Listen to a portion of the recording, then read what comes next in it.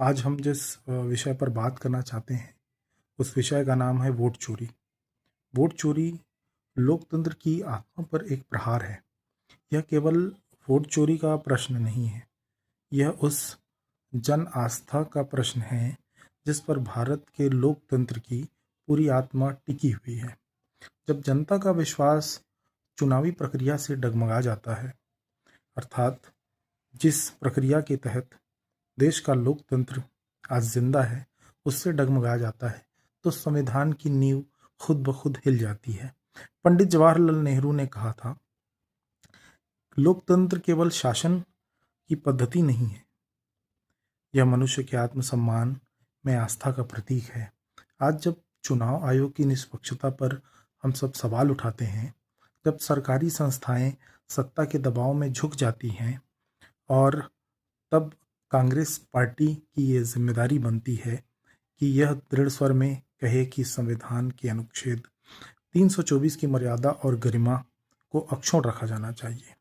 Doctor Rajendra Prasad, जो आज़ाद भारत के पहले राष्ट्रपति थे, ने संविधान सभा में कहा था कि संविधान कितना भी श्रेष्ठ क्यों न हो, यदि उसके चलाने वाले ईमानदार न हो तो कोई भी संविधान देश को नहीं बचा सकता।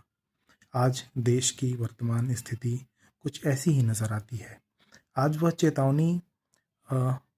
चेतावनी फिर से प्रासंगिक हो उठी है, इसलिए कि मैं आपसे एक बात कहता हूं कि 2023 में जो ADR रिपोर्ट स्पष्ट करती है कि 95% चुनावी चंदे का स्रोत अज्ञात है, जो कि बहुत गलत है। यह लोकतंत्र नहीं, धनतंत्र की आहट है।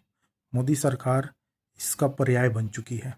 जब मतदाता की पसंद को धनबल, प्रचार तंत्र और भयतंत्र का जाल प्रभावित करने लगे तो जनादेश का पवित्र अर्थ लुप्त हो जाता है, यह अपवित्रता की ओर अग्रसर हो जाता है। कांग्रेस का मत इस पर बिल्कुल स्पष्ट है। चुनाव आयोग को संसद और जनता दोनों के प्रति जवाबदेह बनना चाहिए।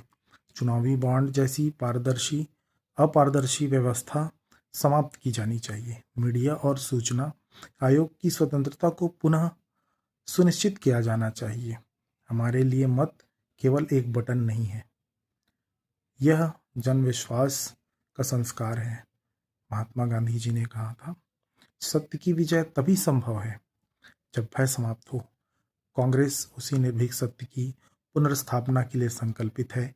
यह संघर्ष किसी दल का नहीं है, अपितु यह लोकतंत्र की आत्मा को